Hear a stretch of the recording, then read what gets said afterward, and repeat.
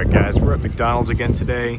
We saw a great coupon come through the McDonald's app, so we're going to check it out and see if it's a good deal, see how we can get some discounts on a keto or carnivore diet at McDonald's this week. And here's a little look at the app. So you can select the coupon in the mobile app itself and then select redeem in restaurant or add to mobile order.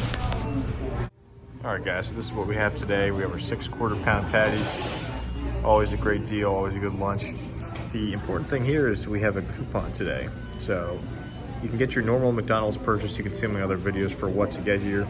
But they do have a $1 discount off any purchase of $7 or more. So usually it is difficult to get a coupon for people following a low-carb diet or a carnivore diet.